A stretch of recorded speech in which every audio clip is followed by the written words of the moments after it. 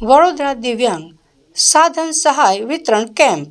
વડોદરા નગર પ્રાથમિક શિક્ષણ સમિતિ કોર્પોરેશન સંચાલિત તમામ શાળાઓમાં તેમજ સરકારી ગ્રાન્ટેડ માધ્યમિક શાળાઓમાં અભ્યાસ કરતા તેમજ શાળા બહારના દિવ્યાંગ બાળકો માટે અંદાજિત 22.50 લાખ રૂપિયાના સાધન સહાય કુલ 256 દિવ્યાંગ વિદ્યાર્થીઓને સમગ્ર શિક્ષા ગાંધીનગર તેમજ એલિમ્કો સંસ્થા ભારત સરકારના સંયુક્ત ઉપક્રમે નગર પ્રાથમિક શિક્ષણ સમિતિ વડોદરાના માધ્યમથી આપવામાં આવ્યું હતું.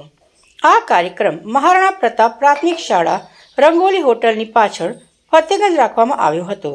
આ કાર્યક્રમમાં મુખ્ય અતિથિથી સાંસદ હેમાંગ જોશી, કેયુર રોકડિયા તથા નગર પ્રાથમિક શિક્ષણ સમિતિ અધ્યક્ષ, ઉપાધ્યક્ષ, શાસનના અધિકારી તથા નગર પ્રાથમિક શિક્ષણ સમિતિના તમામ સભ્યો ઉપસ્થિત રહ્યા હતા. આજ રોજ સમગ્ર શિક્ષા સમાવેશી શિક્ષણ વિભાગ નગર પ્રાથમિક શિક્ષણ સમિતિ વડોદરાના માધ્યમથી દિવ્યાંગ બાળકો માટે 22.50 લાખના ખર્ચે તેમને જરૂરી હોય એવા સાધન સહાય વિતરણના કાર્યક્રમનું આયોજન થયું છે. જે પ્રસંગે વિશેષ કરીને વડોદરા લોકસભાના લોકપ્રિય યુવા ઉર્જાવાન સાંસદ કે જેમનો આજે જન્મદિવસ પણ છે એવા ડૉક્ટર હેમાંગભાઈ જોશી સાહેબ ઉપસ્થિત થવાના છે. સાથે સાથે મુખ્ય મહેમાન તરીકે સયાજગંજ વિધાનસભાના ધારાસભ્ય શ્રી કેયુરભાઈ રોકડિયા પણ ઉપસ્થિત થવાના છે.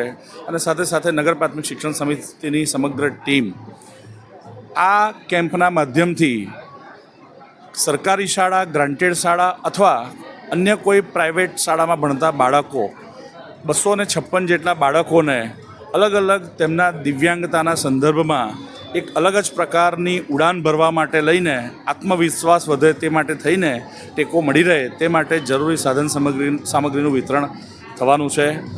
અને આદરણીય પ્રધાનમંત્રી શ્રી નરેન્દ્રભાઈ મોદી જ્યારે એક સુંદર મજાનો અમૂલ્ય શબ્દ દિવ્યાંગ સાથે જોડીને આ કમ્યુનિટીને વધુને વધુ સર્વાંગી વિકાસ થાય, તેમને વધુને વધુ અલગ પ્રકારના સકારાત્મક દૃષ્ટિકોણથી સમાજ જોતો થાય તે માટે સતત પ્રયત્નશીલ છે. ત્યારે નગર પ્રાથમિક શિક્ષણ સમિતિ પરિવાર આ પ્રકારના કાર્યક્રમના માધ્યમથી એક અલગ જ પ્રકારના આનંદ અને ગૌરવની લાગણી અનુભવે છે.